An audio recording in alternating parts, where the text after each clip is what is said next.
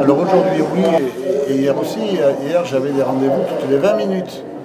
Et les personnes qui sont venues me voir, majoritairement des femmes et quelques hommes, sont des problèmes qui sont liés à des agressions sexuelles, essentiellement des incestes, des viols, violences conjugales, harcèlement psychologique dans la famille, dans le couple ou au travail.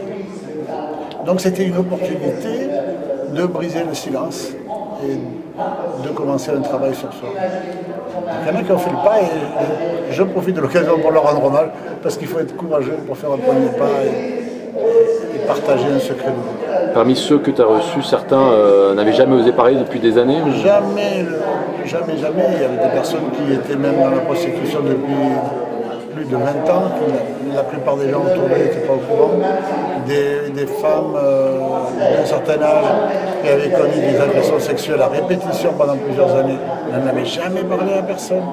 Donc c'est vraiment touchant, c'est touchant de voir que les gens profitent de cette opportunité, de cette occasion de rendez-vous, de parler, entre tout dire, on va dire, entre tout dire et rien dire, d'avoir une opportunité de partager ce secret douloureux, qu'ils la saisissent et qu'ils prennent le risque de commencer à ce chemin de restauration en parlant, puisque le secret, le silence est un grand facteur de séquelles, et à l'inverse, parler ouvre un chemin commence à ouvrir un chemin de restauration.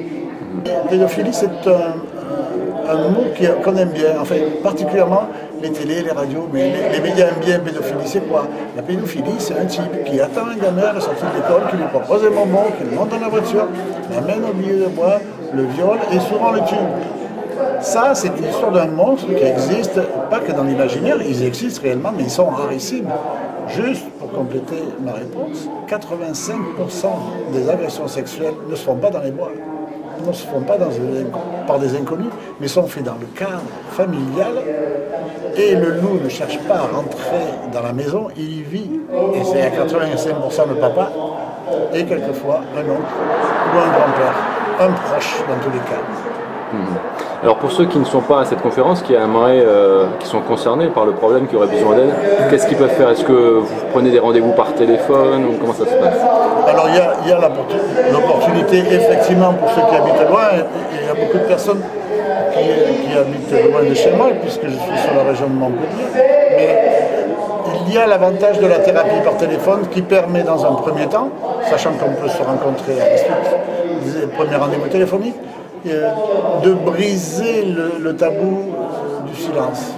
Et c'est vrai que le téléphone, pour beaucoup, est une solution qui favorise l'expression et qui donne de l'assurance. Donc, vous pouvez voir, j'ai un site sur internet qui s'appelle jeanlouislafont.com, www.jeanlouislafont.com, et où vous trouverez mon numéro de téléphone direct et également mon adresse mail sur laquelle les personnes peuvent m'écrire et me demander un rendez-vous.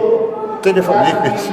Et le livre Et le livre donc qui est édité aux éditions Première Partie, que je salue au passage, s'appelle Agression sexuelle et secrets douloureux. Vous pouvez le trouver dans des librairies chrétiennes, comme la CSM, mais vous pouvez le trouver aussi à la FNAC ou sur Amazon.